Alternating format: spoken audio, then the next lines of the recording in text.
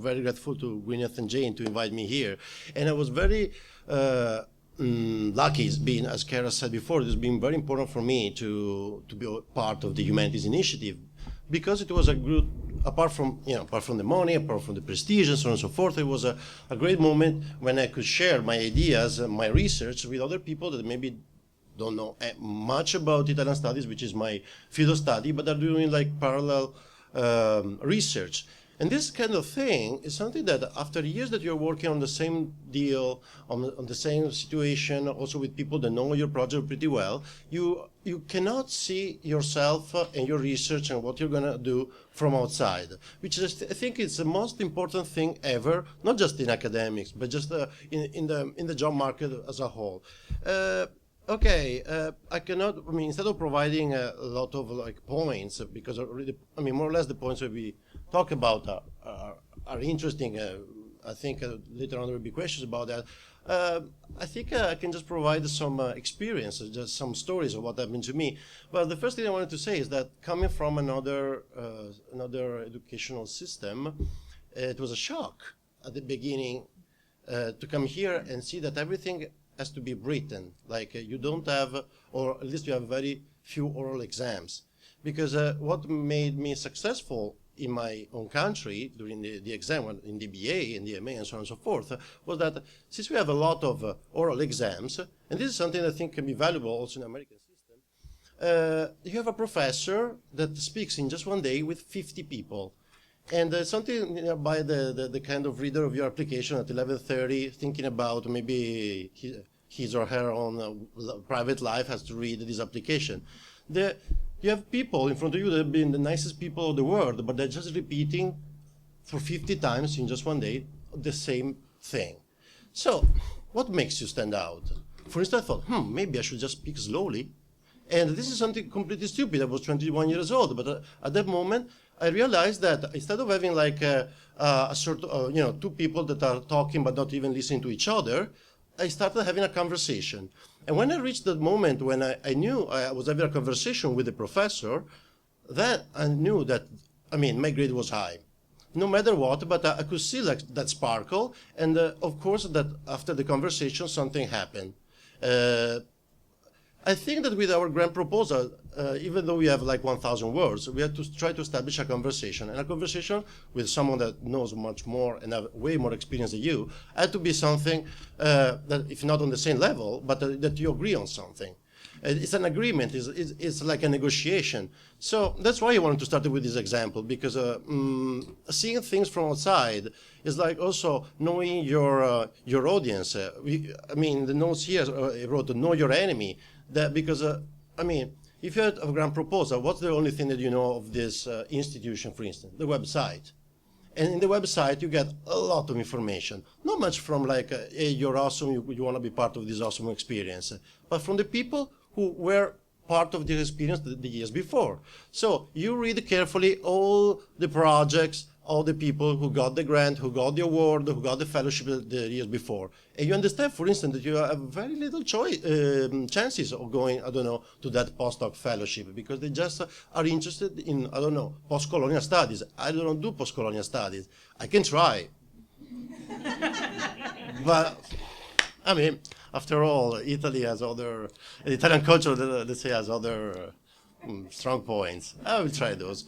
And just to tell you just an example, a random example. On the other hand, though, if you notice that the people who got the grant or the institution has some some main foci, you have to be able not to curve your own project, but like to bend it towards that goal. Of course, if you're writing on, as I'm going to do about the Second World War, there's no way I'm going to then present a project about, rescue in Africa, rescue people with, AIDS or disease. But at least if there are institutions that are providing funds for, for issues like democracy, issues like totalitarianism, issues like how to develop a society, a good society from a society that has some wreckage or something like that. Maybe they might be interested in the transition from fascism to democracy in Italy. just because it's an example that, as Professor Zimmerman said before, can give some new light to this institution. Very often, institutions have not so many ideas. And after all, they're like fishing for ideas. And if you have good ideas, you have to be able, again, to be in conversation with them. You have to be able to say, hey, this idea of mine can enrich your own, also your own outlook. So that is something very important. Know your enemy, read carefully the website, and understand, and also sometimes I make weird phone calls, like, is it, okay, it's true. It's like, oh, do you really accept this until that day? And so I started talking with, with the person working there in the administration, and they tell me, I don't know, there have been a lot of application, blah, blah, blah. It's not that you have to be like pushy, a bit, but, you also, you learn, you gather information. So this is something about the other main aspect, apart from the problem of the audience and the disciplinary superego that Professor Marjan said before, and the issue with the readers. Maybe you can be lucky, but most of the times, if you write an application and you are satisfied about your application, then when someone that is not your best friend reads it, can find a lot of things that you are not able to spot. For instance, I remember when I finished my first application, then eventually after 7 times they have to do it again. And honestly, it was, I had this lucky moment last year, 2 years ago, when I won 4 different grants. But as a matter of fact, I worked on a whole month on those applications, which means that I had to do the application 7 times. Which means that I was not doing anything else but just writing this application. Boring, really boring. And what I wanted to say is that you have to have many readers. I remember my advisor, when she first read my application, I was kind of proud of the application because I was able to, to store up together in the first paragraph Derrida, Foucault, Giorgio Agamben, and I don't know who else. And I felt like, hey, I will convince even my mother, like everyone. This was that was the second paragraph. This was my professor. Like I was freezing. She said it is completely useless because everyone read Foucault or Derrida in the humanities. Maybe nobody understood it, but that's another issue. That's very important because trying to look too smart, it backfires. I read and then I started reading because that was an advice from my advisor. Start to read the application for your own colleagues who won it last year or who got a job and stuff like that. I remember, for instance, an application from a friend of mine, by the way, who got a very nice job. And when I read the application, I was like, but this is not catchy. This is not even interesting. And I realized that that application was so full of information that was relevant, whereas my application at the moment was much more boring in a way because it was just going on very in details, like Professor Gururano said before, on an issue that is just my issue. And probably the first people who read it are not the director, I assume, and not the director of that center, but a lot of people that are reading several piles of applications. So that application that I found boring at the first reading proved extremely helpful to me because it was clear.